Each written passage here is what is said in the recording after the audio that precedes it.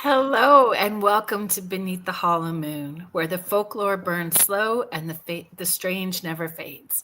I'm your host, Kerrilynn Shellhorn. I'm here with my co-host, Lorile Potvin, and you are listening to us live on the United Public Radio Network and the UFO Paranormal Radio Network, 105.3 in the Gulf Coast and 107.7 FM in New Orleans. Today, we are following the trail of haunted dolls.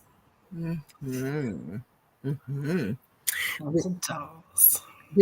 I said to you before, because we always touch base. Well, we touch base anyways, but right before the show, I said the amount of things between you and I that we stumbled on, we could do 10 shows on haunted dolls. I think that's with every segment we have that there's just, and I think because we have the idea, we're both so similar in our passions and interests and the things that grab our attention and the rabbit holes that we go down, that we start off on one train of thought and then we find four other, avenues that we can take, right? So I think it's fun, the direction it just unfolds.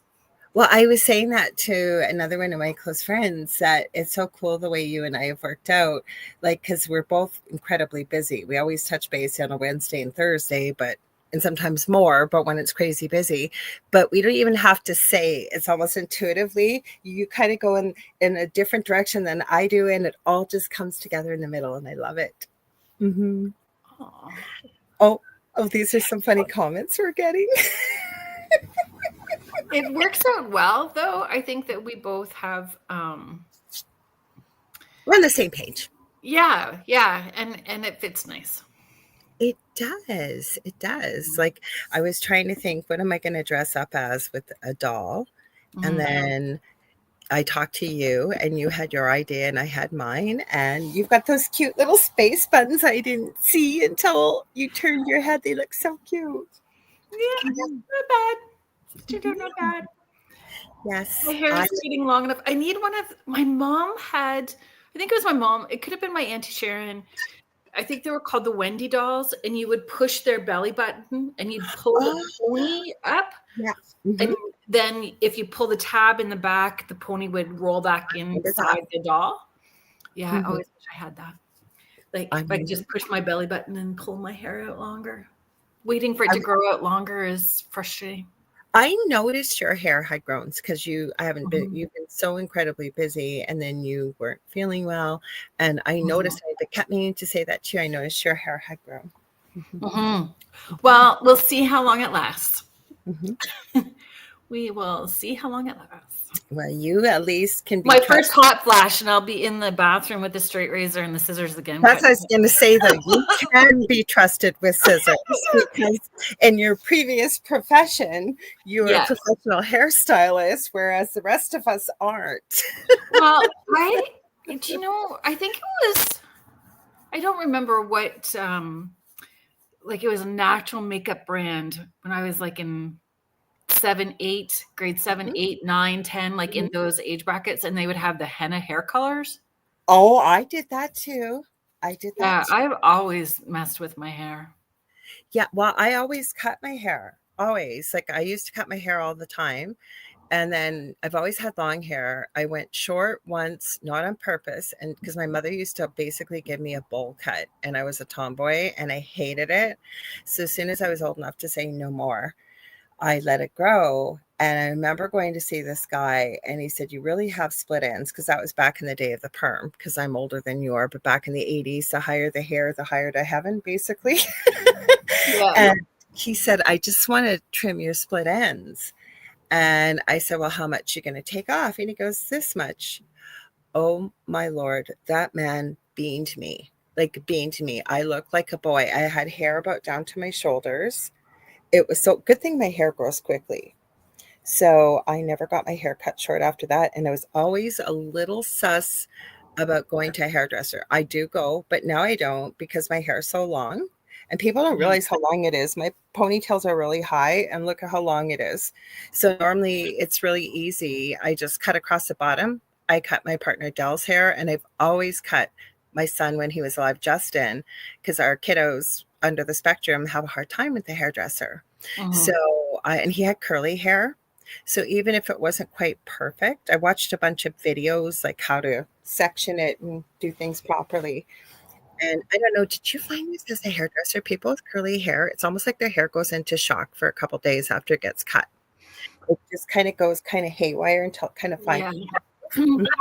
That's It's like, it's special attention is needed for textured hair for sure Mhm. in order to do it to do it right. And my future son-in-law has very textured hair, Oh, and does it? oh yeah, it's like tight curls for him. I know you are a brilliant hairdresser, and the reason why, not that I would ever think that you weren't, but I remember saying to you, and ever since gray hair, I probably said it on these shows before, but gray hair runs on my dad's side prematurely. Like some of my cousins had gray hair at the age of 12, completely gray. Both my boys were born with some white hair. I have white, and on my mom's side, it's like Bride of Frankenstein. And Right. so it always comes in. And I remember saying to you a couple of years ago about this, like it just the color won't go in. You gave me the best tip ever, and it works Yeah. every time. Every time. Color was my jive. I loved Was it. it? Mm-hmm. Yeah, I Yeah. loved it. I loved doing color. Did you ever cut your doll's hair or anything like that when you All were? the time. And makeup. I had the heads, like now Yeah, they're yeah. really small, but I had the Barbie head with the hair, and you could do all the makeup when I was a little kiddo. And I was so heartbroken because the hair didn't grow back. I would love to try all different cuts and styles. And So when we're talking about haunted dolls, that was what I was thinking about during the day today. All those dolls that were mistreated, or like in Toy Story where they come alive at nighttime, the ones that we've cut their hair, they would come back to I always revenge. loved my stuffed. My bed is full of stuffed animals. I could pull my neighbor's niece one day, and she's shy. She hardly ever talks. And she ran over one day out of the car. I think some of you seen it. I posted it.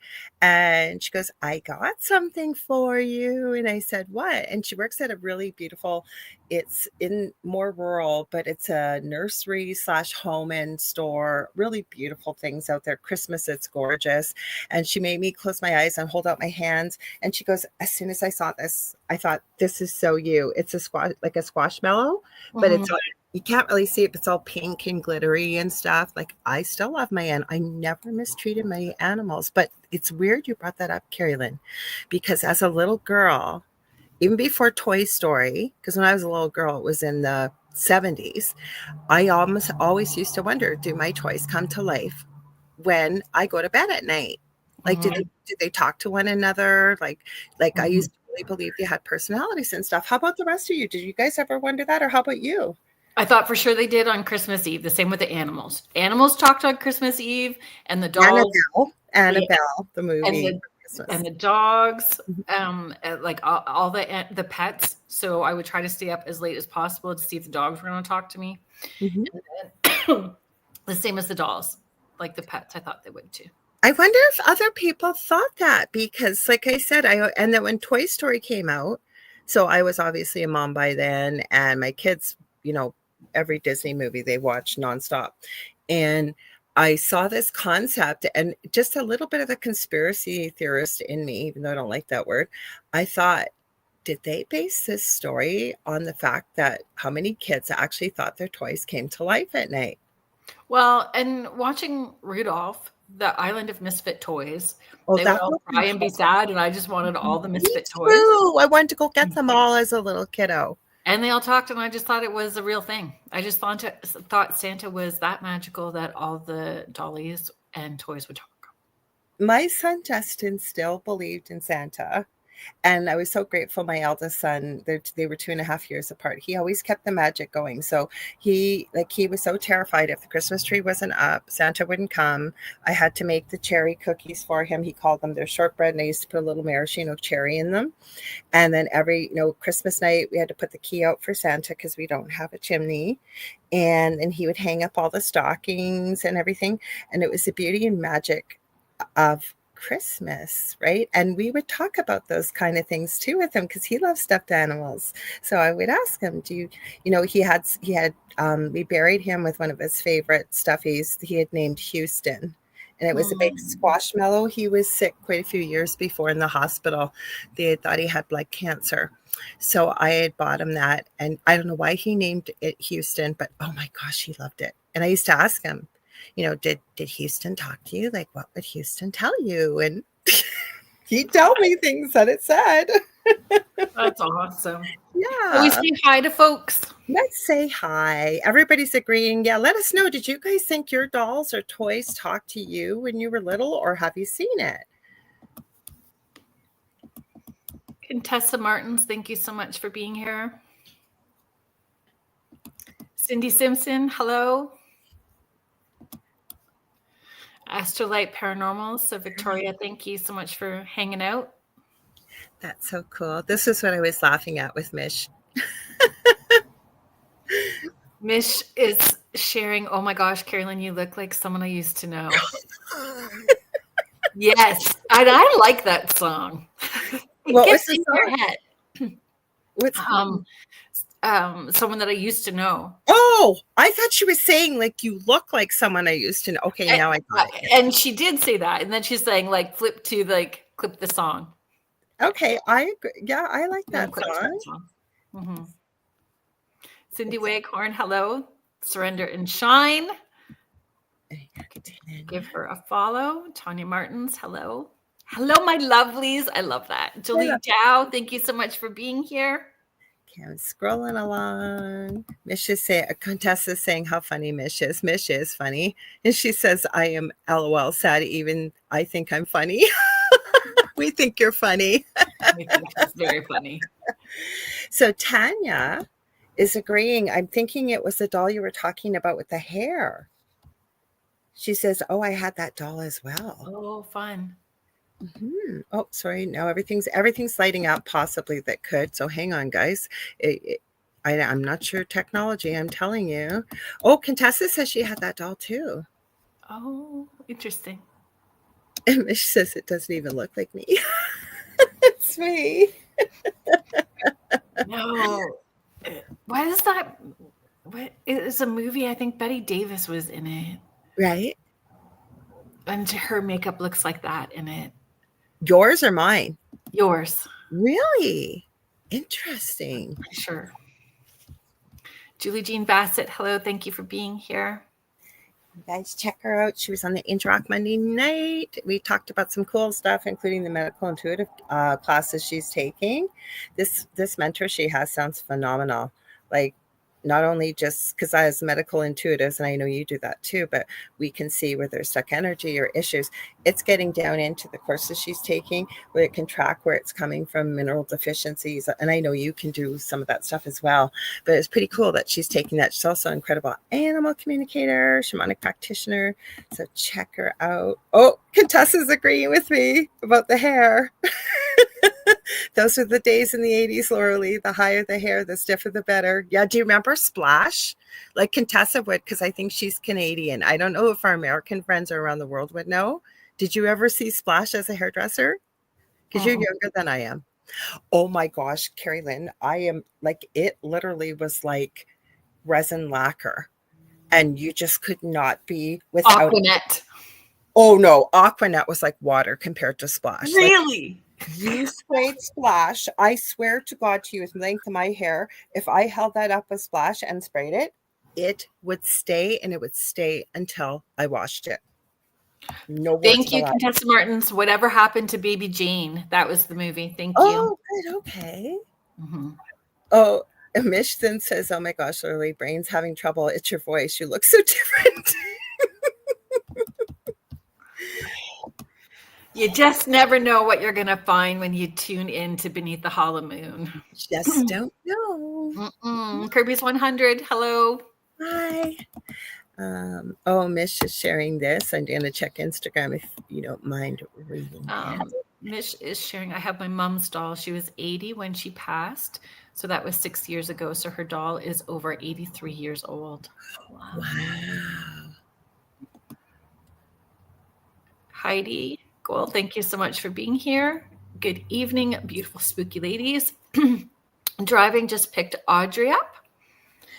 Hi, Audrey, her granddaughter. Give her big huggies because I know she likes when we say hi and say, we know you're there. I think further down, she said that Audrey thinks that we look scary. Oh, we're not scary. We're supposed to look like dolls. Sorry, Audrey, if you think we look scary. Haunted dolls. Sean Ellis, hello. And Sean Ellis, I was on his podcast on a Sunday night a couple weekends ago called Paranormal X Wolfpack, and he's coming on the Angel Rock Monday night, and I know he's going on. I think Sean's going on an investigation. Is it this weekend, Sean? I know you've been on some other ones, but I said, please bring along anything you pick up or you film or EVPs or whatever, so we can talk all that spooky stuff. So hang on. Oh, so Contessa agrees. She felt this way too as a little girl. That Contessa sharing, I thought they came to life at night. So yeah, the dolls. And Victoria, I think too. Oh, yeah, Heidi was saying her daughter had laser eye treatment yesterday. Okay, well, hopefully she's feeling well and on the mend, Heidi. And this is what Michelle says she hoped as a little kid, as I'm scrolling. Oh, hope they would. I even felt I had a hole at the end of my bed that slipped into another world when I was younger. Wow. On a different show, when we'll eventually get to something like this, I met somebody from the UK. Now, I don't know how much of it was true, but he went missing for 4 days, and he claims he went through a portal in the bottom of his floor. If this was in my old house, and if I remember correctly, he even shared some news headlines. They could not find this guy. I don't know if he's telling the truth. I don't know what he was, but it was creepy nonetheless. My son used to go missing, and it was the MPs when we were living on base that used to have to help me find him. And the one time he was underneath is that Christmas time? Underneath the table with the long tablecloth, and he was just hiding underneath there. But he used to escape. He would get up in the middle of the night and unlock the doors and take off. So we had to install some extra stuff around because it was. I know how scary that is because I've had my. He was a runner. Yeah, Jesse was a runner too. Mm-hmm. Yeah. Benno from Oz. Oh, we did. Did we really scare you? I don't think so. You. Carrie, hello. Thank you so much for being here. Hi. I hope you guys let us know if Facebook is coming through because this happened on Monday night. Like all these comments, and we're so happy you're all joining us on YouTube. I think I saw maybe one. I think Sean might have been coming from Facebook, but it seemed like no comments seem to really come through from Facebook. So if you are over there, we're not purposely ignoring you. And if you feel like we're not seeing you, you can certainly head over. Your YouTube channel is Spirit Switchboard, right? With Kerrilynn Shellhorn. I'm the Angel Rock with Lorilei Potvin, or we're on the main YouTube channel for the network on UFO Paranormal and United Public Radio Network. If we're not seeing you. Hi, Kathy. Michelle Wilfong, My Haunted Apartment on TikTok, folks. Yes, we are still kicked off TikTok, and every time I check, I think they renew the 30-day embargo that we got. For some reason, we didn't do anything wrong, but whatever. Oh, I'm sorry, Mish. When you said 6 years ago today, do you mean that's when you lost your mom? So I'm sorry. Mm-hmm. I'm so sorry about that. Yeah. Okay, there is an old Twilight. Is she maybe talking about an old Twilight episode about your toys and dolls coming to live at night? I'm not sure. Yeah. Oh, everybody's hopped on Facebook to let us know. We can see you. Sean said yes. We got Jen. Hi, Jen. Oh, Jen Blue. Hello, my friend. Not many coming through on Facebook. Okay. Got Naomi. Naomi Gerhard. Hello. Thank you for being here. We appreciate this because it seems like a few people popped over to Facebook to see if it's working. So Michelle Pratt did too. Thanks, guys. We appreciate this. Thank you. Oh, that's what Contessa was talking about. We're almost at the bottom. There's an old Twilight Zone of a little girl that goes into a different dimension under her bed. Ooh. And then Jen Blue said hi on Facebook again. Oh, Aaron. Oh, Aaron, I'm sorry. Please forgive me. Here, I'll pop in that. Hi, Aaron. Thank you so much for being here. Thank you, Aaron. And then hang on, it keeps going by here, but I was going to highlight Kathy's comment. Oh, that's interesting, Kathy. There's a there's a local couple here in Peterborough who have a collection of dolls. She did a little traveling show before Halloween. Ooh, creepy. Creepy. I think we're just about, everybody's popping back and forth. So thanks for letting us know that it's working, guys. We appreciate it. So shall we get into the we have so much in the way of creepy. So has anybody in the chat, anybody that's listening, or did you have a doll or anything that you thought was a little creepy when you were a kid, or potentially there was something not quite right with it? No, because anything freak you out? Sorry? Anything freak you out? I used to collect the jester dolls, like the French clown looking masks and stuff. I used to collect those, and they used to freak my sister out because we shared a room. But again, that was my fault because I used to read her Stephen King books to put her to sleep at night. Yes. See, I always loved every one of my, like, I was a bit of a tomboy, but I did love dolls. And I loved stuffed animals. I can remember actually, there is a doll now that I think about this. So when I was about 9 or 10, I had seen this on TV at a ventriloquist, and I went, I want to be able to do that. And I kept practicing and practicing and practicing. And that year, I believe it was in the Sears, that store's no longer around, but Simpson Sears, and it became Sears. Toy catalog, there was this doll called the Tommy Talker, and it was a ventriloquism doll. And I got it. That doll was creepy. Creepy. Dolls are extra creep. But it looked like a ventriloquist doll. I remember had long blue pants on, red long sleeve collar, and it was creepy. When my daughter was little, my mom had somebody make her a homemade Raggedy Ann doll. And so Brooklyn, I think she was 2 or 3 when... You told me this before. Yeah, when my mom had this doll made for her and had her name stitched on the little pantaloons and a little heart on it, the whole spiel. But every time Brooklyn saw that Raggedy Ann doll, she screamed her face off, like shake and scream. She wanted nothing to do with that Raggedy Ann doll. Wow. I remember you told me that, and you can never figure out why, but she really just did not. It stayed that way. And she had other dolls. Like she was very much a doll girl as she got older, the American Girls, and she loved all of those dolls, but she would not have anything to do with the Raggedy Ann doll at all. I've always, like I said, I feel like a weirdo. Like when I've been on the chat with the boys and you've been there, and then our friend Jay McNicholas that's on there. One night we were waiting. I think you had an event. This was a few months back. So Jay and I were chit-chatting, and I said, I feel like a weirdo because I always go to the toy department at my Walmart up the street, but I collect those resin Miniverse. And then I found out Jay collected not Star Wars, Lord of the Rings ones. But I do, because I've never grown up. And I'm not out buying toys for myself all the time, but there's certain collectible things and stuff, like especially like the resin things that I check out. And yeah, it's kind of cool. Let's hear what everybody's got a bunch of comments about their toys. Should we let's read them if you're okay with that. Hang on, I got to get to the right one. Oh, Jen said not many coming through on Facebook. Okay. Hang on, I'm trying to find the right comment. Oh, I think it's with Contessa. She's still talking about the Twilight Zone. I think that's where we ended up, right? She had something under the bed. Okay, it was no, not Kathy. I seen a bigger comment, so please forgive me, guys. I'm trying to find it. There it is, Kathy. This is the one where it started.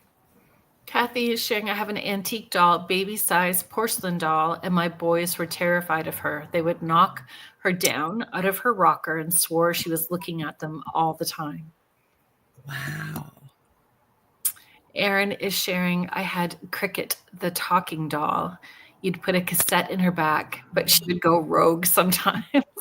Ooh, there was somebody. Sorry for laughing. See, I was a horrible big sister because I would laugh. Oh, I remember Teddy Ruxpin came out too. That was creepy. Yeah, I don't think we had ever had any of those. Like, I didn't have one, but I remember seeing it. Mm-hmm. Mm-hmm. Sean Ellis is sharing, we had some dolls on investigation, set of REM pods, and they were just stuffed or just plastic, no batteries or robotics. I'm sure you're going to add, you must have seen something. And Mish, don't apologize. I've seen it. So when we get to videos and stuff like that, we can certainly pull it up because Mish sent a picture of her mom's doll. Oh, cool. Yeah, so we'll share it. Don't ever be sorry. We love when you guys send us stuff. So don't worry about that, especially if it has to do with the episode. Right here where my finger is pointing. Mm-hmm. This way. There we go. Yeah. Those are my dollies. So you did say that. You did say that before we went live, I remember. When we were talking about an hour before. Mm-hmm. And Contessa is sharing, I had a little clown that freaked me out, but I loved my porcelain Perrault dolls. Well, I will tell you, before we left my old house, and my previous co-host Seraphine, she collected haunted dolls. I was telling Kerrilynn this, that I think it was on this network now that I thought about it, but we all lost our videos from the first couple of years because that I was on here anyways, because we lost our main channel. That's why we always back our YouTube videos up now on our YouTube channel. There'll be the audio, but I remember like Seraphine used to collect haunted items. Like, let me tell you, if we ever get into a show like this, she had a broken cross that had been sent to her from an actual exorcism. She had all kinds of crazy stuff going on at her house. I remember that. Not on air, but behind her where she used to broadcast from, she had all her haunted dollies. Like you've got yours behind you. She had a whole row of them.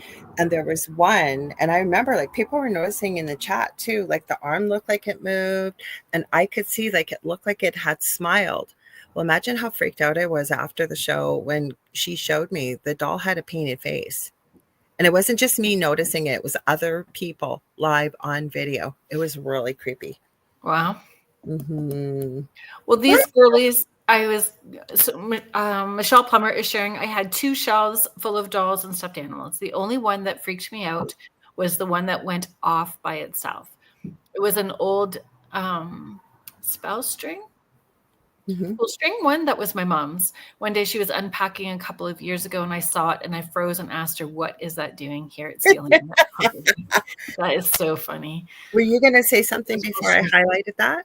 Oh, I was just going to say about the dollies that I have were investigated a lot when I got them. So on the car ride home, I was explaining to the girlies that I wasn't going to use them like entertainment monkeys. So I wasn't going to do a lot with them and record and play stuff. And so we talked to them and chat with them. And we've not really, I don't put a lot of energy into them, but if I do move them, I make sure that I'm letting them know why I'm moving them and I keep them together. And honestly, my granddaughter, who's 5, she takes them sorry, I'm still got a little bit of a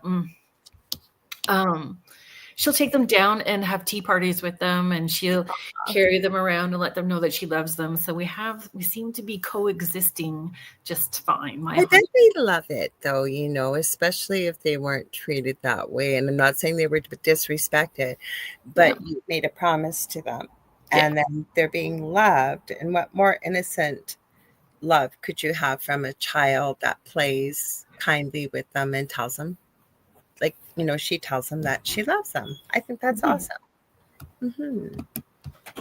Raggedy Ann dolls. Kathy is saying Raggedy Ann dolls freaked me out too. Never owned one, never wanted one either.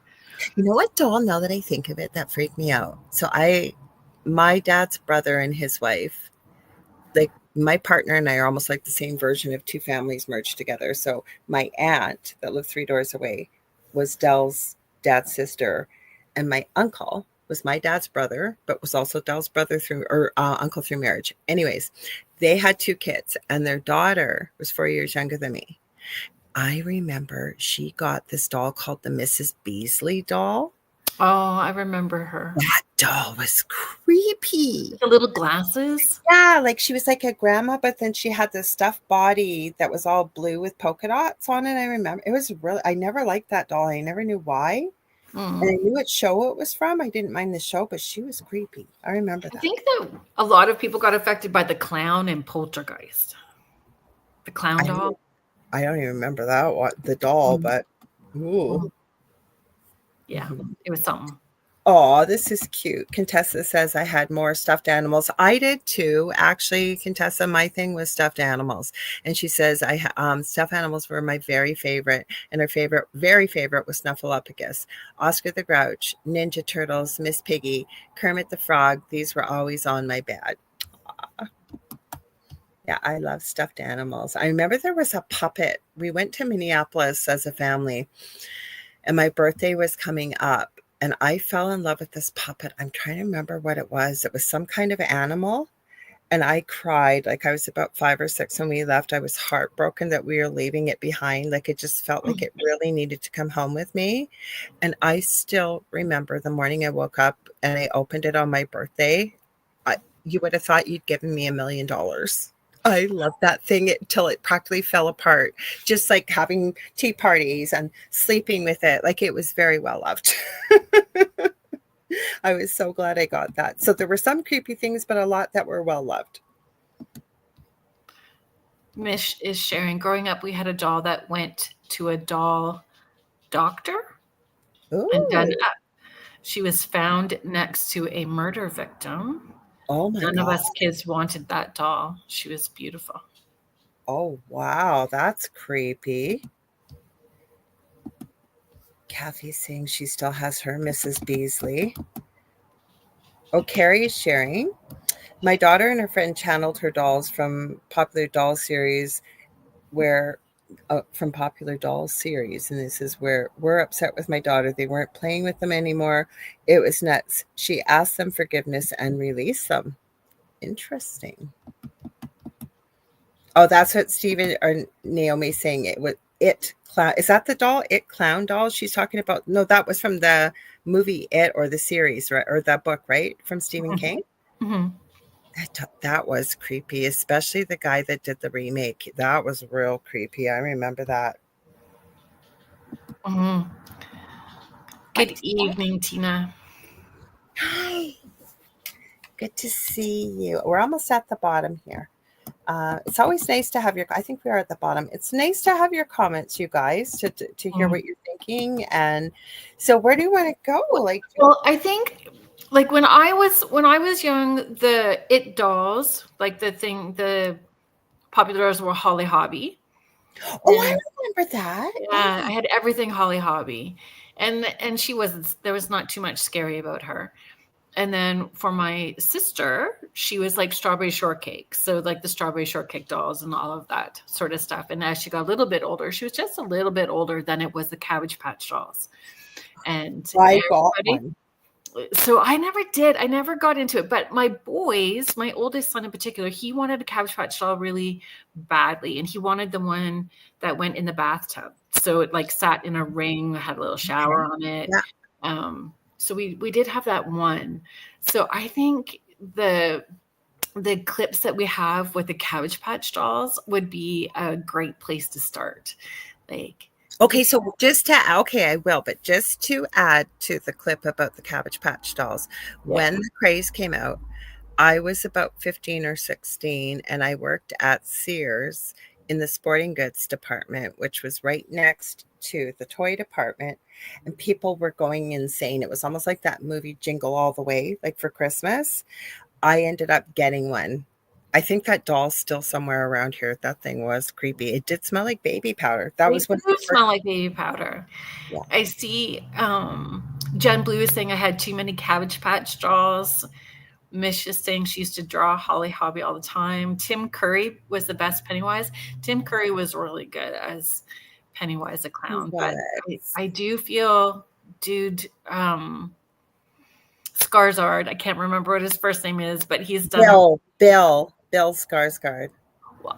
Isn't Bill the dad? No, his dad is got a real Swedish name. There's Bill is the one that played It. He's really tall. And then he's got a brother named Alex. I think their dad, what's that dad's name? I just seen an interview with him. He's got with Elle Fanning, Dakota Fanning's sister. They have a movie coming out. And it's not Alexander Skarsgård. I forget what his dad's name is, but he says he has 9 children, and he's got a lot of boys that are in the movie industry. Hmm. Yeah. And Strawberry Shortcake is coming back. I don't know if you guys have seen Oh that. my Like, goodness. That I've been seeing a lot of the vintage stuff on like Marketplace and things like that. no, in stores, like the whole toy line, the little characters that are all plastic, t-shirts, all kinds of stuff are coming back. I was amazed to see it. And maybe it's just my Walmart. I don't know, but I've seen a couple different Walmarts. I'm looking for the Cabbage Patch doll. Give me a sec here. Moving to, I have so many doll videos, you guys, so give me one sec, but I will find the Cabbage Patch one because that's creepy, that one. Keep going, Laura. You got a million here. There's the babysitter one. We have so many. I don't even know if we're going to get to the Labubu craze. Here it is. I think I found it right here. The Labubu craze is crazy too. And all the legend and lore and mystery around that it's demonic. And okay, give me a sec while I pause this. Okay, where's the audio on this? Come on, anytime now, TikTok. Here we go. Give me a sec. I'm going to start it at the beginning. So this video went viral, I remember, quite a few years ago. And sorry, all this stuff is popping up on my TikTok, so give me one sec. Anyways, this was before AI, you guys, and this is before deep fakes. Hang on one sec. I'm just sharing. Oh, Heather is sharing. I had a darn Furby. Those were interesting too. Those are And creepy. I remember, so Heather is sharing, I remember feeling uneasy about it after a while and took the batteries out and put it in the back of my closet. That darn thing still made noises. Freaked me out. That's what we're going to show you. Well, this is actually, you wanted me to start with the Cabbage Patch, right? Yeah. Okay, here we go. It's not that big. Sorry, guys. I'm doing my best here. Okay, I'm going to try and start it right at the beginning. Okay, you could start at the beginning. Please behave. So this guy buys this doll at a local antique shop, but when he brings it home, this is what happens to his daughter's Cabbage Patch doll. This is what happens whenever I put her near my daughter's old Cabbage Patch doll. But that's not the weirdest part. There's no batteries. But wait, there's more. I even cut the wire to see if that would stop it. There are no batteries in her, and he cut the wire. Somebody even tells him to check the fee, and he does, but there's still no batteries in there.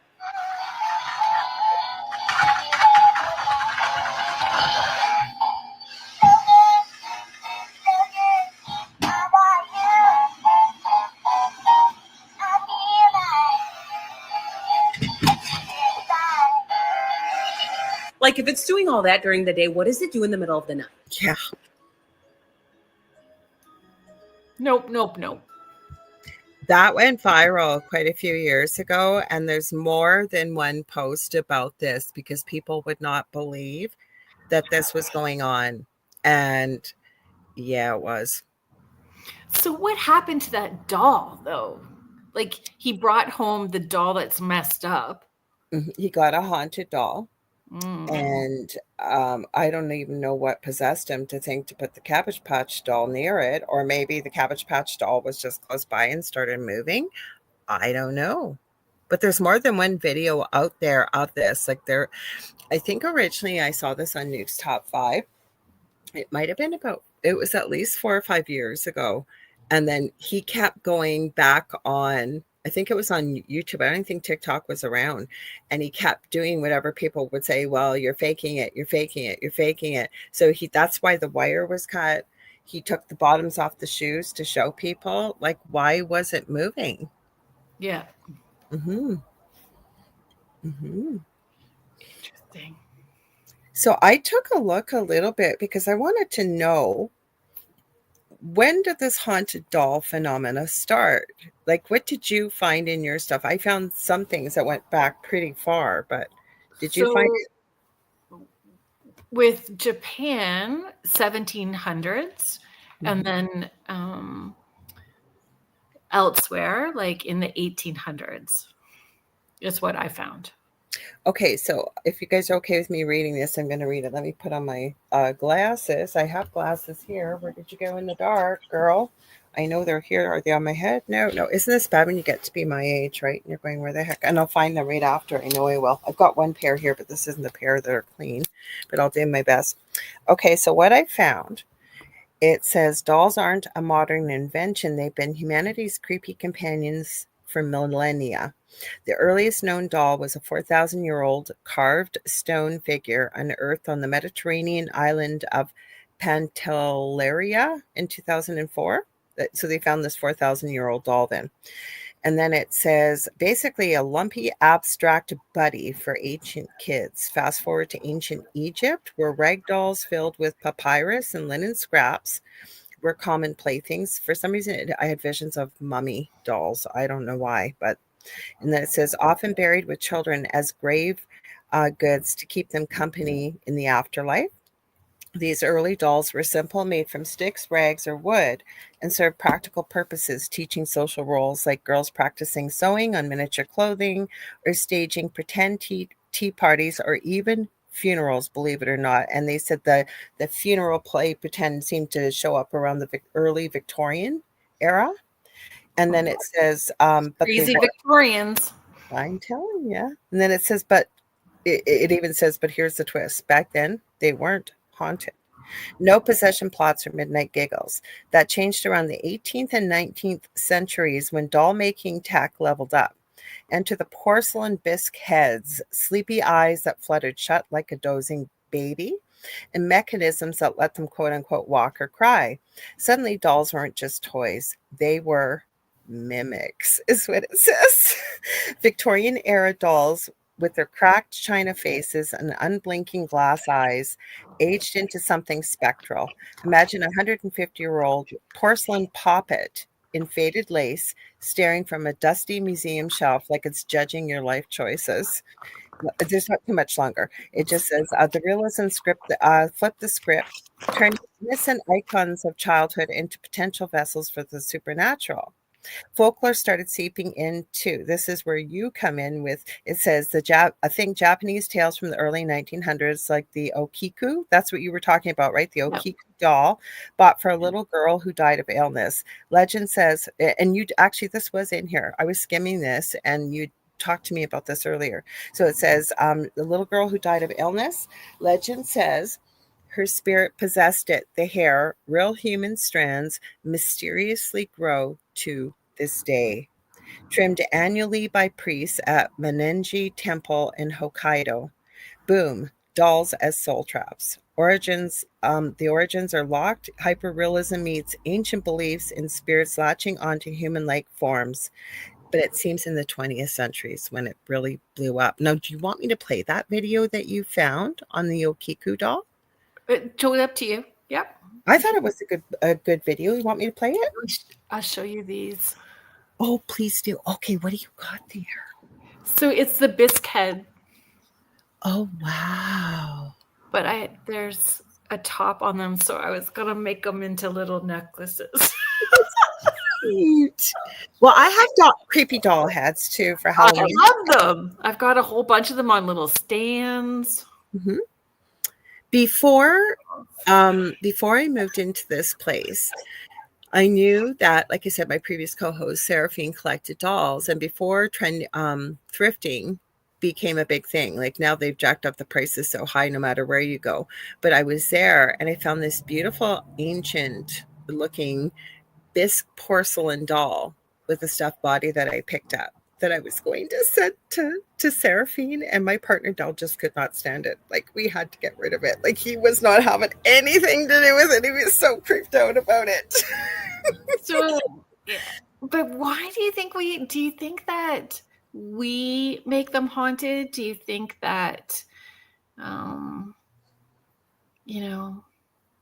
does that happen?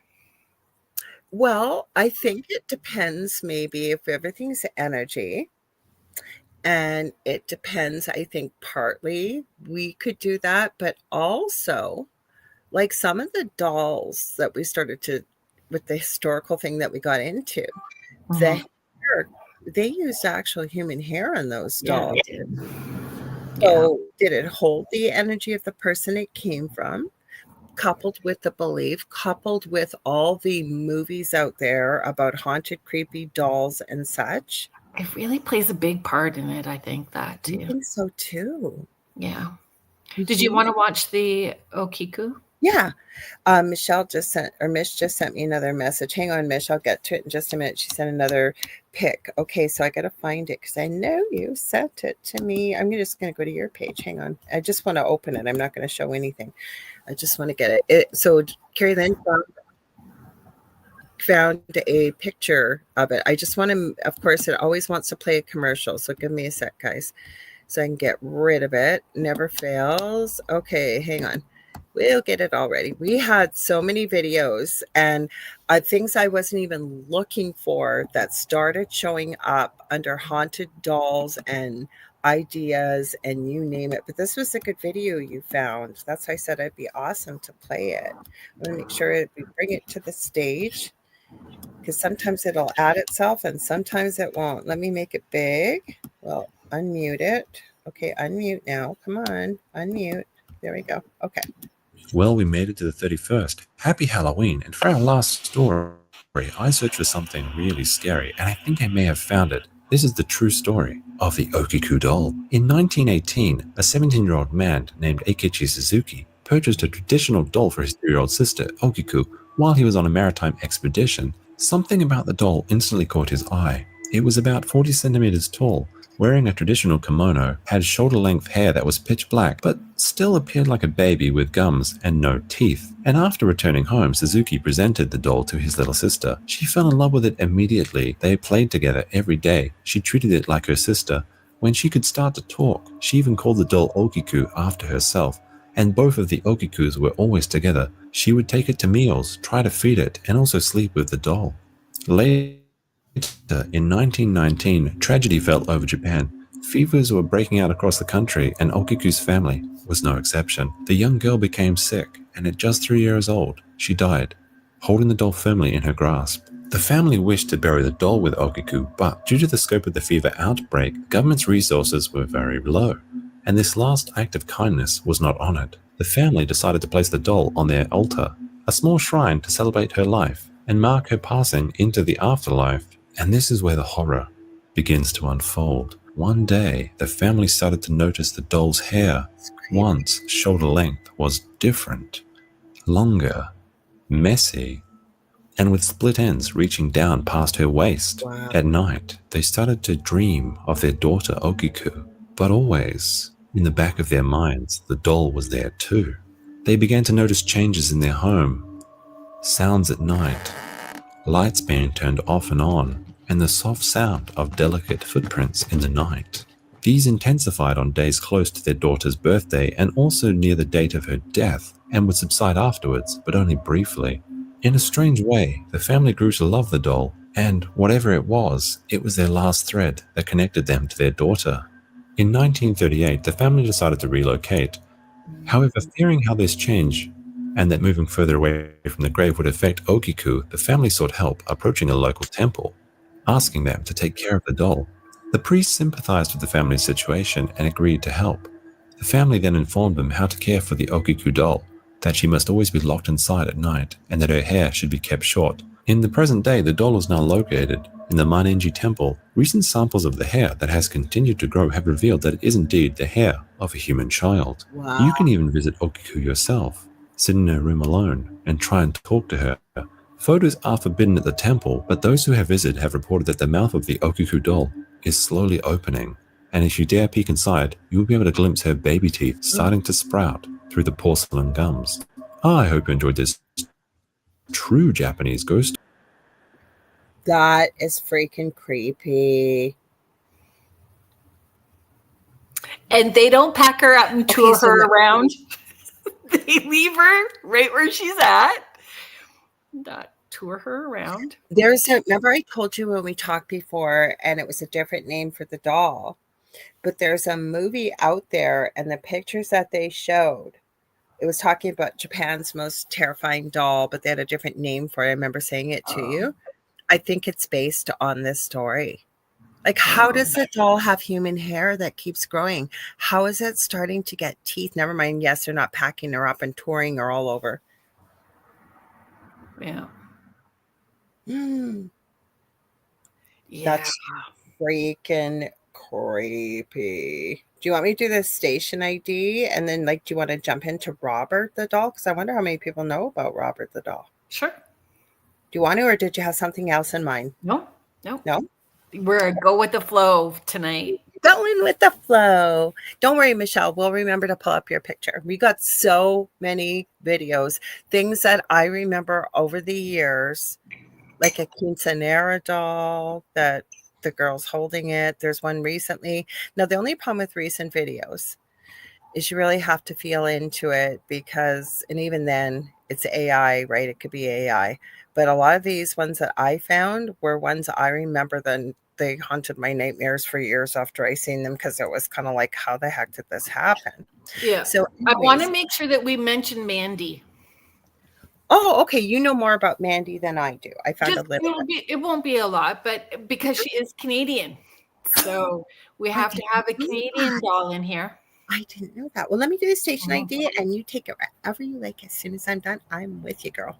So, you guys, if you're just tuning in, you are listening to UFO Paranormal on United Public Radio Network to Beneath the Hollow Moon. I am one of your co-hosts of this show, Lorile Potvin, and I'm joined by my amazing, wonderful friend, Kerrilynn Shellhorn, who is also co-host here. She's also the host of her own show on Fridays here on Spirit Switchboard, 6 p.m. Eastern. I do the Angel Rock Mondays, 6 p.m. Eastern as well. You can listen to us on 105.3 FM on the Gulf Coast and 107.7 FM in the beautiful city of New Orleans, Louisiana. And remember, folks, if you like what you see, please like, share, and subscribe. Tell all your friends and family. The more, the merrier. And it's not all just UFO and paranormal here. We've got multiple shows. We stream daily, 7 days a week. And when we're not streaming live, the archive servers, it kicks into the past 25 plus years. The network's been around, so we're streaming live all the time. You can also, we're revamping our website. It's www.uprntalkradio.com. And we hear through the grapevine a chat room is coming there, which is nice because I believe it's 80% plus of our live listenerhood is just listeners. So it'd be a great place to be able for everybody to convene and chit chat if you can't join us on some of the channels that we're streaming on. We also have new shows coming all the time. Kerrilynn, who's our newest show on Monday nights after the Light Gate? I didn't know the name of the show. I just know I it's forget the name. I thought you might know. Who's one of the hosts? You know the name of the host? Ron Moorhead. Ron Moorhead. And yeah, Heidi, if you're still here, I know you will know. You will know the name of his co-host. So please forgive us. I haven't had the pleasure of meeting them. But that's one of our newest shows. And they talk, if I'm correct, right, a lot of Bigfoot and things like that, right? Mm-hmm. Yeah. So Ron was on Spirit Switchboard in the spring talking about quantum Bigfoot. Mm-hmm. So we're always adding new shows, you guys. Did I forget anything, Kerrilynn? I don't think so. Yeah. So, and we love y'all for being here. So thank you. Oh, what I did that slip on Monday night. Now we haven't confirmed, but we've talked about it. Beneath the Hollow Moon falls on Christmas Day and New Year's Day. So we're pretty sure we're going to go still do the show live on Christmas Day and New Year's Day, right? Yes, pretty sure. Mm-hmm. I don't see why not, because really not much happening, you know. Though maybe I can coax my oldest kiddo to come on because he will be visiting from Calgary. Oh, that'd be so awesome. That'd be really cool. I know. It'll be the first time that we've had Christmas together probably in 6 years. Oh, I love that. That'd be cool. Yeah, we could have family. Yeah. My kiddo won't be here, I don't think, because they usually host Christmas Eve. And then his fiance's dad is in a little community about 3.5 hours west in Fort Francis. So they usually drive there. So they host Christmas Eve. So But it'd be lots of fun, you guys. We know a lot of you. I've done a show on Christmas Day and New Year's Day, and it's nice because by the time you do the big dinner and all the gift and opening and everything, unless you've got a bunch of parties to go to, you get to hang out and Christmas with us. So it's funny, Naomi, I saw your so sorry. That? Next one. Okay, Chucky. Chucky. So I grabbed out my Christmas Chucky sweater. I could not believe you had that. So cool. Yeah. And I was gonna wear it, but it was just too bloody hot. My hormones said no. So I know, because I said you're not wearing your sweater. I'll wear it Christmas Day. I have this one on with the reindeer and all pink and stuff since I'm wearing all this pink. This is supposed to be a button, you guys. So funny. Yeah. Mm-hmm. Okay, so let me tell you about Mandy, and then we'll get into Robert. Mandy's stuff is pretty short because I couldn't. We have a video for Mandy, don't we? Yes, we do. It's about 30 seconds. I was really hoping Mandy is a doll that is in British Columbia Museum. Okay. And it's supposedly haunted. The story made its way to the Montel Williams show. And I was really hoping I could have found a clip of that. But it's out there. If anybody wants to go down a rabbit hole, you can find a video. Mandy is supposed to be Canada's most mischievous haunted doll. Do you want me to play the video after you talk, Kerrilynn, or no? Oh, you can do it. Yeah. Okay, let me set it up while you're talking then. Let me set it up. So it's a cracked porcelain doll donated to the Quesnel and District Museum in British Columbia in 1991. The owner said she had an intense feeling about it. I know if you go to the website, it does give you more information about the history of it.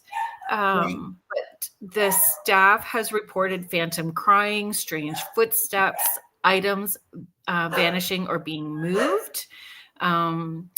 Apparently people have tried to record, like videotape it or take pictures, and they don't turn out. None of them turn out. It always turns out glitchy. And the reports of the eyes following people. Well, that's creepy. So the one report was like the first night that it was donated, they had it in this room and it wasn't locked away or anything. But when they came in,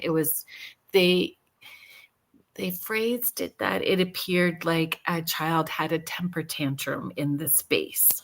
It was torn up and messed up. So after that, they started putting her in locked case. But she had a stuffed lamb when she was donated. The lamb was donated along with her because they wanted her to not be lonely. And the lamb was with her in this home. So they donated the lamb. And they have found the lamb outside of the case, separate. No freaking Mm-hmm. Hang on. Do you want me to play this clip? Sure. Beginning, because you found this.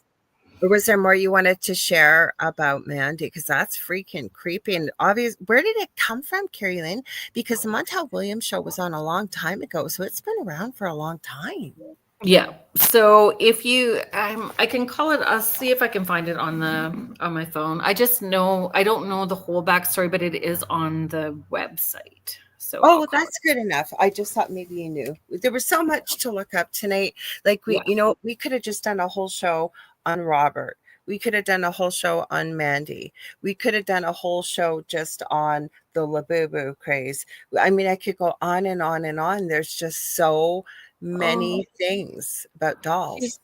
She's almost. So Mandy came I forgot her. Sorry, go ahead. So Mandy came to the museum in 1991 and is now close to 100 years old. The donor received the doll from her grandmother. It had been locked in a trunk for many years. Her daughter was very young, so she immediately brought it to the museum because it was fragile and gave her a weird feeling. She gained notoriety when the museum staff reported strange occurrences. So then it just A visitor from Calgary tried to videotape, doesn't work. She was featured on the Montel Williams show. In April of 1999, Mandy traveled to New York to meet Sylvia Brown on the Montel Williams show. Sylvia believed that the doll had belonged to twins who had died of polio. The mother's grief over the loss of her children was implanted in the doll. She explained that this is energy that the visitors may sense. So that's interesting because I never even paid attention. I skimmed over the whole thing really quick, right? Just like I did with a lot of stuff because there's so much information. Yeah. But I didn't realize Sylvia Brown was part of that conversation. And the other video that I had found was Sylvia Brown at the haunted Toys R Us store. That's what I thought. And I thought that Sylvia Brown somehow had come up, like in some of the research we've done. Yeah, you did it. I didn't do that, but I thought, wasn't Sylvia Brown just involved with something else? Okay, Michelle Plummer. Michelle Plummer. Michelle's are funny. They are. Yeah, Michelle's are funny. Michelle is one of the funniest people I know too. So my favorite doll is Nadja from What We Do in the Shadows. Agreed. Oh my gosh, I have not watched the final season, and I need to, but I've watched so many interviews with the cast from there. And oh my gosh, it's even more funny in real life listening to those guys talk. But Nadja, if you guys haven't watched it, it's a carbon copy of one of the characters that's a vampire, Nadja. And oh my gosh, I can't stop laughing thinking about some of the stuff that came out of her mouth. So, Sean Ellis, thank you so very much. He's saying, have a great rest of your show. Yep, has shared us out. And he's coming on the Angel Rock here on Monday night, 6:00 p.m. Eastern Standard Time. He said he's going to bring some doll clips Monday for the show. Well, that'll be kind of cool. And whatever else you capture in your look, because I'm pretty sure he had said he was doing a live investigation coming up this weekend just before the show. And I know you've done a few just before. So whatever he's caught, he said he would bring some cool stuff. So thanks for being here. Mm-hmm. And Naomi says she loves What We Do in the Shadows. Okay, so back to Mandy. This is a cool clip you found. So I'm going to play. It's not too long, but hang on. I'll try and start it right at the beginning. It's pretty good for being 100. This is Mandy, the haunted doll. Located in the Quesnel Museum, this antique doll sits in a locked box, holding her toy lamb. It was donated in 1991 after a woman received it as a family gift. Mandy.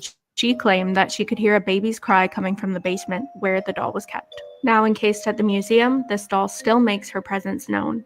She is said to give off an eerie feeling and follow visitors with her eyes.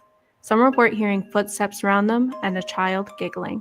Let us know in the comments if you would visit Mandy. Yes. But yes, I would. But then I would talk to it at the same time. Do I have permission to take your picture? Is it okay? Yes. You know? But we've had this conversation on air and off air, and you have some great questions. Some of them were about Robert, but I also think... Go ahead. Sorry, go ahead. You go ahead. It was just like that personal line. What's your thoughts, or where's your personal line between respectful and mocking when you're around haunted objects? So if you know that objects are potentially, inhabited by a spirit, what is your personal ethics and morals around how you engage with it? Because everybody's different, right? And is it our intention? What are we expecting from the engagement? Are we trying to catch something? Are we I don't know. What's your personal line between respectful and mocking? Mine would, and I'd love to hear people's in the chat. And I have a feeling I know what yours would be, but mine as well, I think, would be always to be very respectful, to ask for permission, like connecting with the energy of the item and respecting what I receive as an answer. And you know what? If I got nothing, I'm certainly not going, and I'm not judging anybody, but for myself, it just would not feel right to start getting rude and start mocking and provoking, trying to get a response. I would respect whatever I received as an answer and leave it at that. Thank them for their time. Thank you for being able to be physically in the same room and leave it at that. Yeah. Mhm. Yeah, I think that for what gain? What gain would you Yeah. have? It's always made me very angry. And my friend Gavin, who you know, he's now gone into independent publishing, but he had an incredible before he was with the publishing house. He was before Gavin Davies. He put out a 4 time a year publication called the Paranormal Chronicles. And I wrote an article. There were a few friends back in the day that also wrote, but the one that I loved that was written was about how to treat spirits, whether they are earthbound or not, with respect, and why it was so distasteful to the author to be provoking and such. Because I said this to you before we went live, like, you can't ask a spirit if you get some type of interaction or whatever. It's certainly fine to maybe ask once, but then, you get it again. And I've seen people ask 3 and 4 and 5 times for the same response. It's like, you're not dealing with a robot or a trained monkey or something. Like, I just think you have to have some respect, but maybe that's just me. Yeah, everybody. Again, it comes back to what gain. Is it personal? Is it notoriety? Like, what do you get from it? But I don't know. And we don't know those stories. We don't know the stories attached to the spirits and why they're there. Some of us can tap into it and figure out why, but to go in and be disrespectful is you wouldn't want that for yourself. No, not at all. So even communicating with animals, you just don't walk in and start, being rude. I think you need to treat anything the way you would like to be treated, respectfully. And that leads right into Robert the doll. So let's get into Robert the doll. I know you dug into her. Because there's a lot of stories of people having misfortune, bad luck, having to write apologies to Robert for not necessarily following the etiquette that is required in connecting with or being in the same space as Robert the doll. So where is Robert now? Is he somewhere in Texas? And I forget how he came to be. Is it Texas or Florida? It's one of those places, because I told you about Bunny and her husband. She calls Dogman. She used to be a lot bigger on YouTube. She collects haunted dolls. She's got another YouTube channel, I think, called Banana Peppers, where she tries, is it worth the money or something, of all these things that are out there. She's really funny.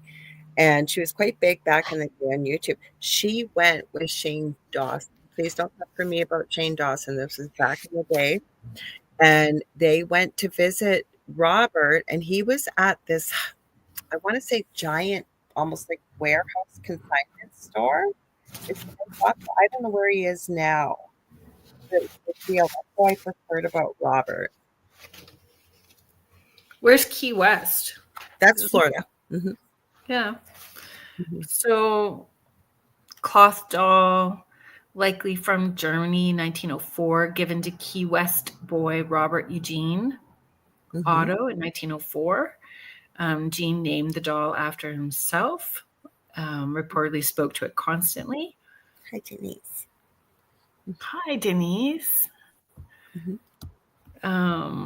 Early haunting tales, family and neighbors claim they heard childlike giggles, saw the doll move, found furniture overturned, and Gene would blame it on Robert, saying Robert did it.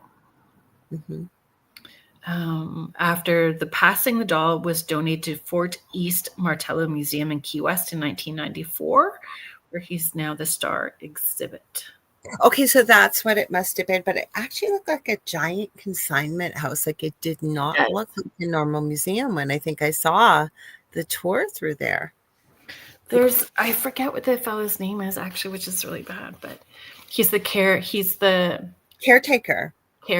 doll caretaker. And he warned them about Robert the doll because, like I say, back in the day, Shane Dawson used to be quite big on YouTube. And he was being quite the cut up and kind of disrespectful about Robert. But I remember Bunny was there. She's got super long hair. If you guys see her, I forget what the name of her channels. It's something to do, I want to say, with alligator something. Anyways, she went there and was respectful towards Robert and believed in a lot of the myth and lore and legend behind there. Because isn't there, if you treat him, please correct me if I'm wrong, this is going from memory, if you're disrespectful to Robert or you do not ask permission, your life is going to go to absolute crap afterwards. Yeah. So bad luck, misfortune, all of those things. But people also feel nauseous standing near the case of Robert as well too. And same thing where cameras and phones don't work. You're reading my mind. Yeah, they screw up. Yeah. Did we have video of? I don't have one of Robert. No, I don't have one of Robert, but you guys could probably look him up. I was even, because I knew like the same thing with haunted dolls right away. People want to talk about Annabelle. Robert's not as well known. Well, I think Robert's pretty well known. But I meant compared to Annabelle, right? Yeah, like even if you not a movie. That's why. He's very well known. Then there's also the Island of the Dolls. I think is it somewhere, it's either the Caribbean or Mexico. I know Ghost Adventures went there, and the island is full of doll heads and dolls. I've seen it. I've heard weird sounds when some few people have gone by it or done lives. Like there's weird stuff that happens over there. Apparently there was a Robert the Doll movie. Was there one? Yeah. Yep, there is. Oh, and I see, talk about skimming stuff. So it says real life hauntings fueled the fire. Robert the Doll, circa 1904, started it all in Key West. A handmade boy doll owned by artist Robert Eugene Otto blamed the family misfortunes, giggling at night, moving on its own. Now, like you said, at the East Martello Museum, it's got a strict, quote unquote, ask permission or curse policy. And then it started getting into the Warrens in the 1970s with the Raggedy Ann doll named Annabelle. Belle, I know a lot more about that story. But what about Letta the Doll? This just came up. Letta the Doll, 1970s in Australia. A creepy homunculus that leaves muddy footprints. Ugh. Say that word again. Homunculus. Michelle DeRoche said she'd never heard of it. I was on the show with her this year. She said she never heard of it till a guest brought it up. And that homunculus are creepy. What the heck is it? Okay, so it's basically something inanimate that if you know how to do it, you can animate it and make it come to life. So for the homunculus that I saw, I sent the video to Michelle. She'd never seen it. And this is a video. It's been banned off YouTube and a bunch of stuff, but you can find it if you dig. And there's a guy. He's all dressed in almost like World War II gas mask. Everything's covered. There's no identifying factors. He takes a chicken egg, I believe it is, and he injects it with, let's just call it human baby making juice. And then he lets it sit and he cracks it open. And the thing that comes out of there, and this is long before Photoshop. This is long before AI. It's like this worm with almost like an eye. He does it a couple times. I saw this back in the day. I don't even know how I found it, but I was podcasting creepy shows, right? And it squirted something at him and he got mad at it and he squished it with his book. But this thing, he did it on the video, cracked it open, and he was trying to make what he called a homunculus. And I'm positive he said he was from Russia. I don't know if he used some spell words or I know this sounds unbelievable. Because Michelle, I remember Michelle going on about it when I joined her it was either the outer realm or it was beyond the outer realm. And she goes, I'd never even heard of this thing till one of my guests brought it up. It's super creepy. But it sounds like with these dolls that we're talking about tonight are attached to a child or attached. But that's why I asked for our Australian friends that are out there. Have you heard of, I'd never heard of this before, Letta the doll from 1970s in the from Australia. It says a creepy homunculus that leaves muddy footprints. I'll ask for a pure definition of homunculus if you like. Definition. Because I'd never heard of it. Nope. No, Benno says, okay. Definition. Sorry, I'm trying to type for me. A homunculus. Wait, I gotta put a C. Okay, homunculus. Because I'd never seen anything like this. I don't know what I was researching for a show back on my old. It is gross, Benno. Okay, so yep, this is it's a mini me from a flask. It says I'm going to call it baby making juice, human baby making juice. The actual definition, if I can read it, because I've lost my glasses in the dark again. Here we go. You said it. Yeah, you say it homunculus, just like I said, a pint-sized alchemical nightmare straight out of medieval mad scientists. And I said, at its heart, a homunculus is a miniature, fully formed human or humanoid figure. Think a tiny adult squeezed into doll size, complete with organs, smarts, and sass.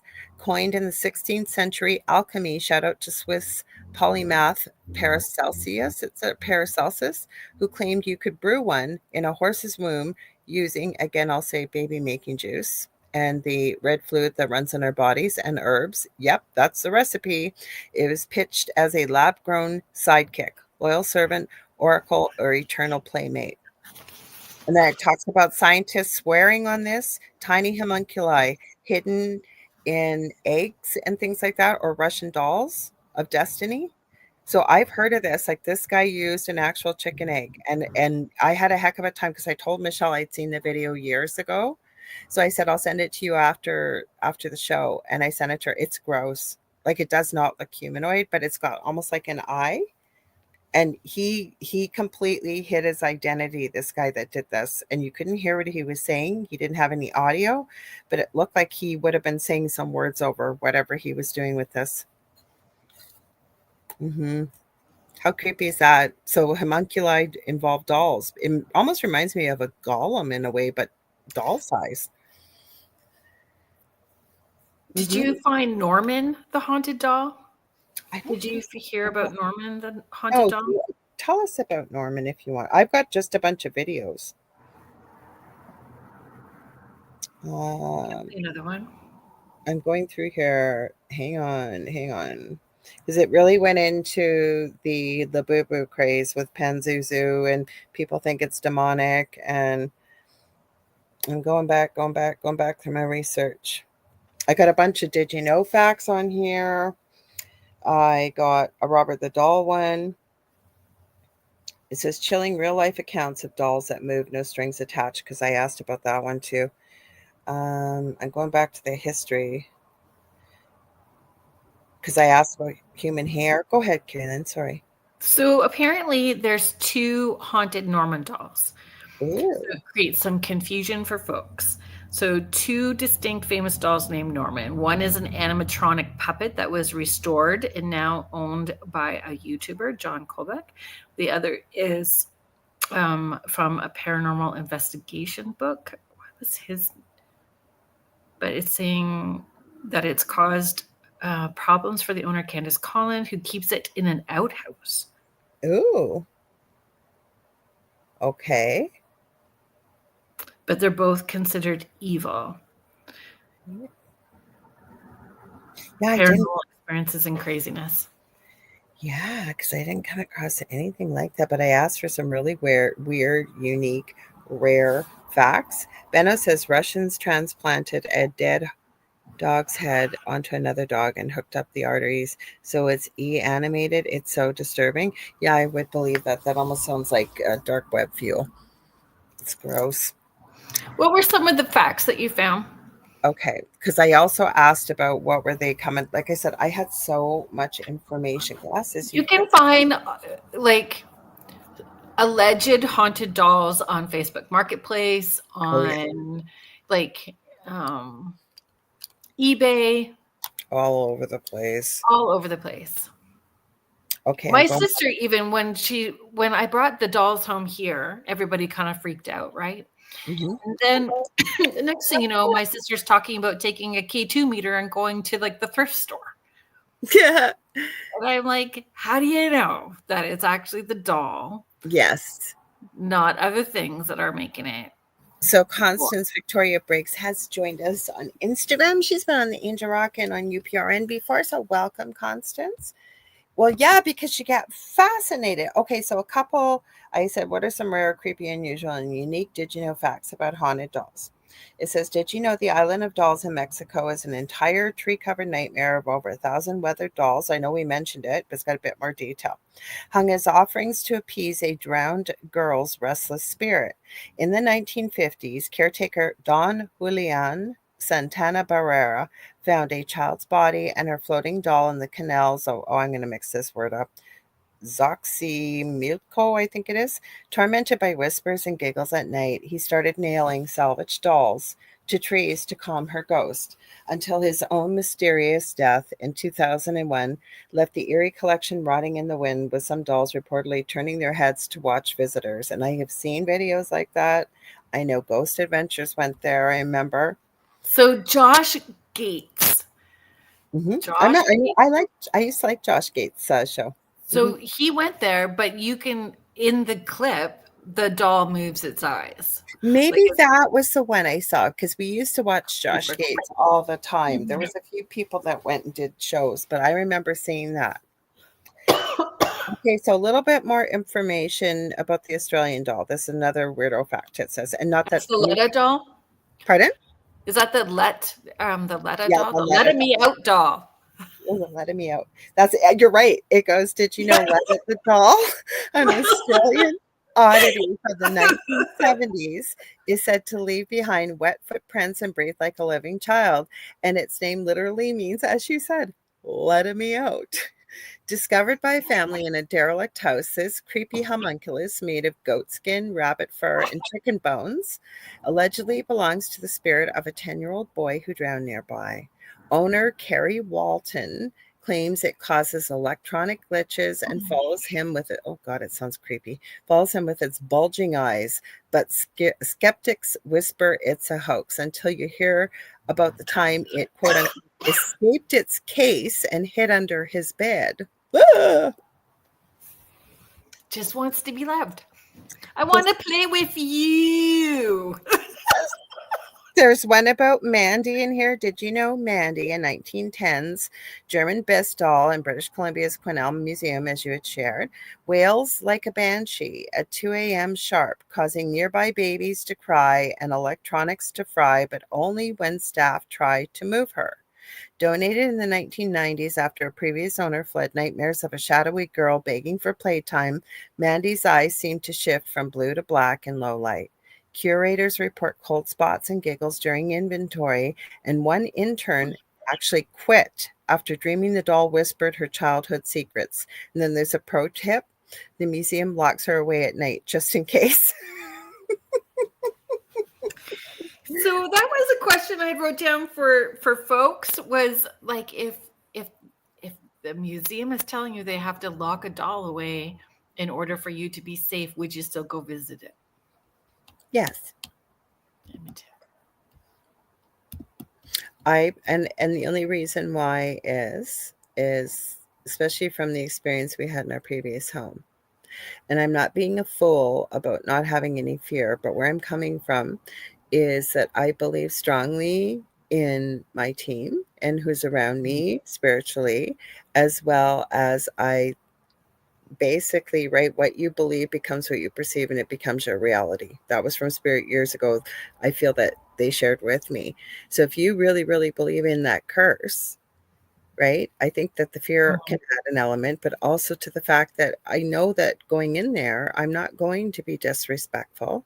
I'm going to be very respectful. And yeah, I'd still like to go and see the experience and see what happens. And I'm not going in there to stir trouble or cause problems. I just would like to go visit and see what all the fuss is about in a nice way. How about you? Why would you go? Yeah, I would go. But why? What Curiosity. Okay, that you just said it so beautifully. That's the word I should have used. Curiosity. Yeah, curiosity. Okay, this keeps popping up. Here's another did you know? Did you know Ted, a haunted teddy bear? Like I kept seeing this coming up. I hadn't heard like the movie Ted. It kept making me think of the movie Ted. It says a haunted teddy bear from England's Turton Tower induced vomiting and migraines in visitors so severely that it required a paranormal sleepover investigation where the bear actually levitated during the night. Shush. That's what it says. Acquired in 2010 from a psychic's collection, this early 20th century plush bear reportedly belonged to a boy who died of the flu, and it hates being touched, causing nausea spikes if it's been touched. During a 2012 lockdown test with experts and volunteers, footage apparently captures shadows and thuds, leading to its permanent exile to a sealed case where it still allegedly growls faintly. That's creepy.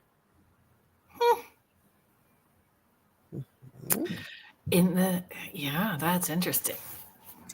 And What video do you want to show? oh my Lord, I've got so many. Let me, I'll use my phone to go through them because I'll just keep looking and looking and looking and scrolling a bit faster through here. Give me a sec, ladies and gentlemen, and everybody who's here, give me just a sec. Well, there's no batteries in a baby alive doll moving on its own. Let's see. Haunted, that one you can't see too well, the Labubu. There's the Bulza spirit, that's a bit lame. There's the Legend of the Japanese Ichimichu doll, but it looks very much like the doll you were talking about. Yukiko. Yes. Give me a minute. Creepy dolls. There's one. I'm looking for one that's really good that got caught. There's creepy dolls caught moving on camera. There's one where a guy, it's not very long though. It was live on TikTok and he's holding the doll and the doll kind of turns its head. Sure. You got that? Yeah, it's not very long, but give me a sec. I'll play that. And he confirmed it when he went back because he goes, did I just see that doll move? And he drops it. Give me one sec. I got to find me on here. I love that. What's that?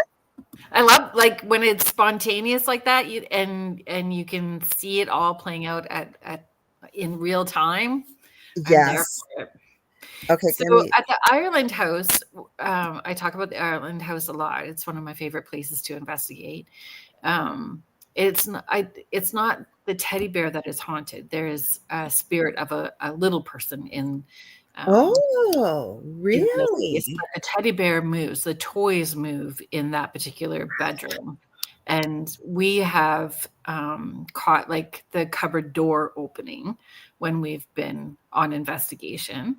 And if you put equipment in the small crib with the toys, the equipment goes off like crazy in that space. So it's not the dolls that are haunted necessarily, but they get played with and moved around in that bedroom. I was just thinking, since we don't have a story tonight to end the show, Michelle, if you're okay with it, I would love to share the facts and the pictures that you sent of, I believe it's your mom's doll, if you're okay. Oh, yeah. It's still a submission, right? We're going to consider it a submission. That's what I thought. I knew you'd go along with it. I didn't get a chance to ask you because it just happened during the show, but I knew you'd agree. Yeah. And I'm sure Michelle would, or she wouldn't have sent it. Okay, so this isn't very long. But this guy is live. It says, this was a live stream. Oh my God, it actually looked at me. So I'll restart. It's not very long, but you're going to see it and you're going to hear it. This guy's channel, I don't know if I got the name of it.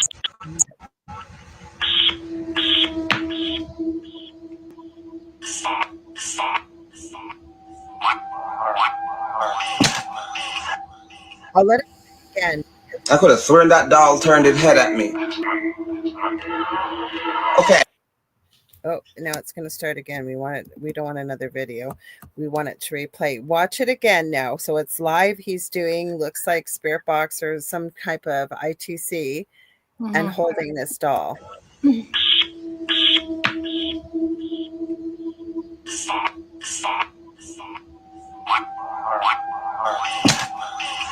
did. Uh-huh. I could have sworn that doll turned its head at me. Okay. Did you guys not? Oh, I almost closed it on. I would have popped off on you here for a sec, Kerrilynn. I was trying to close it. Yeah, so the doll, and that was during a live. Yeah. I am telling you, I have so many videos that I saved. If you go seeking it, it's gonna happen. So the you're one asking for it, be ready for it. And we probably may not have enough time for it, but it's a story. At first I caught just the clip, but then I got the whole story. And what it is I believe this is a cousin of these parents. It's a male cousin, and they are going out for the evening, and they ask him to babysit their little girl. She looks like she's about 4 or 5. Yeah. And do you want me? I could probably play it. It's not that long if I can find it here. Give me a sec. We have to be mindful too, right? Let's do Michelle sing, and if we have time, we'll play it. How about that? Yeah. Because I want to get Michelle's stuff because she sent that. And we appreciate that, Michelle, again. And thank you for sharing. I believe you said it was the anniversary of your mom no longer with us. So thank you for sharing that with us and sharing her picture. So did you say, Michelle, if I remember, that this doll is 80, your mom was 80 years old, but it would have been almost 100 years old now, the doll? 83. 83. Okay, so this is the doll. And I remember from the comments, I think you said they had wanted to bury the doll with your mom. And then they decided. So do you have this doll, Michelle? Or who has this doll now? Unless you had seen the comments, Kerrilynn, while I was pulling I thought she said she has it. Wow. I'm going to go through here. Yeah, she said, yeah, she said, I'm going to show another doll below it. She says, the one I'm showing now, she said, this was my mom's doll. And then the next picture I'm going to pull up, she said, the doll at the bottom went to the doll doctor and was made into a pajama holder for your bed. The outfit is mom's doll is wearing is also made from the doll doctor. So what would be considered a doll doctor, Mish? Like in Australia? I think it's this one. Yeah, so the doll at the bottom was made into a pajama. I'm guessing back in the day, I remember those. There were little bags that you could tuck your jammies into at bedtime. Do you remember those at all, Kerrilynn? Yeah, I never had one, but I know certain kids I would have these really cute. It would have like a doll head or a stuffy, like a teddy head or something. And it had a zipper in the front of the back, and you just zippered it up. And instead of folding up your pajamas, you just fold them up and tuck them in, and it would go on your bed. So Mish said she took that photo today, and she said the doll doctor is someone who fixes dolls. Sorry, Kerrilynn, were you going to say something? Oh, just so same thing. Doll doctor is someone who fixes dolls. So Gav had got a blood infection from his chicken pox. He got very, very sick, and they gave him a teddy bear at the hospital. And so yearly they do a teddy bear picnic, but the doctors and nurses fix the teddy bear. So if they've loved them too much and they get a hole, they restuff them and sew the hole. They have like a doctor day for kids who have received teddy bears in the hospital. Okay, because we used to do, when I worked in the NICU, we used to have a teddy bear picnic, but what it was, I don't know why it was called the teddy bear picnic, but I remember all the kiddies from the NICU would come so we could all have a catch up and see how they were doing. So say you had 24-week or 25 weeks old, they were born as twins. The twins might show up the next year or every year after. So I really loved it because you got to see all these kiddies, like they were so sick, and you got to see how they were doing. But I love that. Gav, like you said, the nurses and doctors worked on their teddies too. That's really cool. Wow. Thank you for sharing that, Mish. That, you know what? And hanging out with us tonight. Yes, and hanging out with us. So Mish also added something about above it. Sorry, give me a sec. She said 83-ish. Yes, I have it. Took that photo today. Doll doctor, someone who fixes dolls. I see. And so that would have been a doll that was broken and repurposed. Interesting. I guess into the pajama bag. The second doll. Interesting. Mhm. Yeah. So we have, I don't know, we have a few minutes. So what do you want to do? Yeah, let's play that clip because it is interesting. It is, because I ended up getting the full video, you guys, because I had just the clip of it. And I remember this from years ago. It's a little, okay, did it play through? It didn't go through. Did it go through? Hang on, I want to make sure that it did. Yes, this is okay, give me a sec while I set it up here. Sometimes it's muted, sometimes it's not. I usually go on TikTok because the videos are shorter. And then what happens is it's just easier to see them. So this is the story about the babysitter. It was a relative babysitting, and he filmed the little girl that he's babysitting, which would be his cousin, because she says some odd stuff. And he catches it on camera. It's about, I hope this is the full one. Did I pull it up? No, I didn't pull it up. I didn't think I did. Give me a second. Sometimes it comes up and sometimes it doesn't. You never know. This babysitter is recording the girl because of something very concerning that she just said.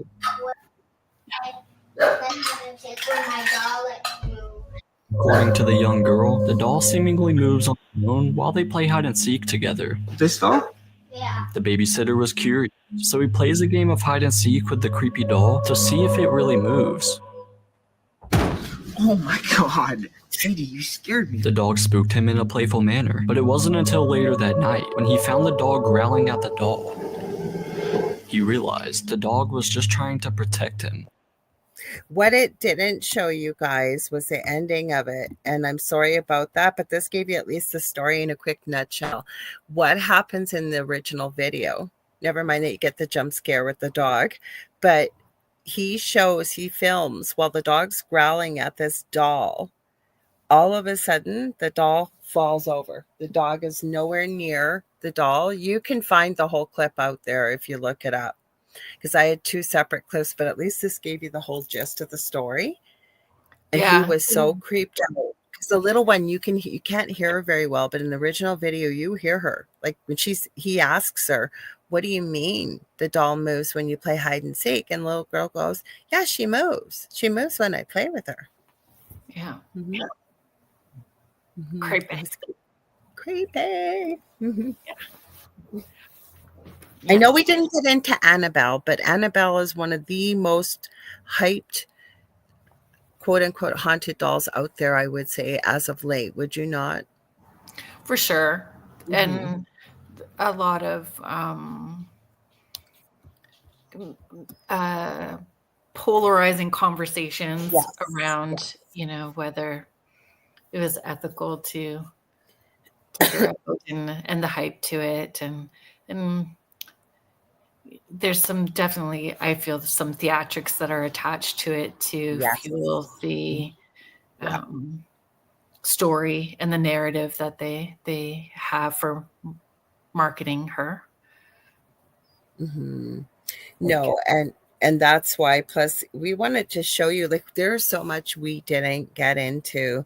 Like I had some haunted dolls from over in the UK where there was something caught on a spirit, like not a spirit box.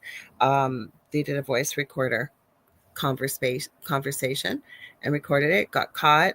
There's another one I have of a doll that's just swinging nonstop, like Halloween dolls on the corner of a porch. There's another doll on the swing right beside it. It's not moving at all. There's no wind. There's life-size dolls, supposedly haunted activity around very real human-looking mannequins. There are so many things we could have gone down tonight. Mannequins are kind of creepy. Mm-hmm. Mm-hmm. So I'll have to do another one in the future. We'll do another one. And there's so many different ways, like you can conjure spirit into a doll, spirit going into a doll, like that they owned. There's so many different, and then we can project it. But then is it no longer, would it be considered a haunted doll, or would it be a tulpa? Like if you've put your intention and you create it, then is it a haunted doll or a tulpa? I agree. Mm-hmm. Like so many unanswered questions. Mm-hmm. So, but we'll come back to haunted dolls. Probably get more seasonal. Sorry, what were you going to say? I was gonna say, I think that haunted dolls are creepy because even like ghost children are creepy. Movies with like creepy little children, it's creepy. Anything little like that, it's creepy. It's just, it's unnerving. All of it is. And then, like I say, there were so many things. I was telling Kerrilynn, like I said, so many things, and I wasn't looking for them. I didn't show the quinceanera doll. That's an old clip where the girl's holding the doll and the doll turns and looks at her. There's a newer one, like I don't know if it's AI or not. It kind of almost feels AI-ish, but there's so many out there. So we'll have to come back to this again and talk about it. For sure. It's fun. Then we get to make up again. So who do you have coming on Spirit Switchboard tomorrow? Scott Guerin. So he is a returning guest. When he was on before, he was talking about his book with connecting with angels, or angel experiences that people had. Tomorrow, he's talking about his new book that just came out, Awkward Awakening and Finding Your Way Home. So, you know what happens when you start to have those spiritual awakenings, the more people are having them. And where do you go and how do you access it and stay grounded and all that kind of stuff. So we're talking about his new book, Awkward Awakening, Finding Your Way. That's who we have on tomorrow. And don't go anywhere. Sorry, were you going to say something? Sorry. Oh, I just said he's a great guest. Oh, it sounds amazing. That's what I was going to say. You guys don't go anywhere, because the second night of the Outer Round with the amazing Michelle DeRoche is coming up right after this. But stay tuned. And like I said earlier, Sean Ellis, who was in the chat with us, he's coming on the Angel Rock on Monday, 6 p.m. Eastern Standard Time. And I asked him, please bring all kinds of evidence that you've caught at your investigations or anything creepy and spooky. We're going to talk about that. Thank you, everybody, for hanging out with us tonight. Thank you to the United Public Radio Network. Thank you to UFO Paranormal Radio Network, 105.3 in the Gulf Coast and 107.7 FM in New Orleans. You've been listening to Beneath the Hollow Moon with Lorile, Potvin, and myself, Kerrilynn Shellhorn. So where the shadows stretch long and the night listens closely, whatever you do, don't follow the whispers. Have a good night, everybody. Have a good one. We will see you. Stay spooky. And like you said, don't follow.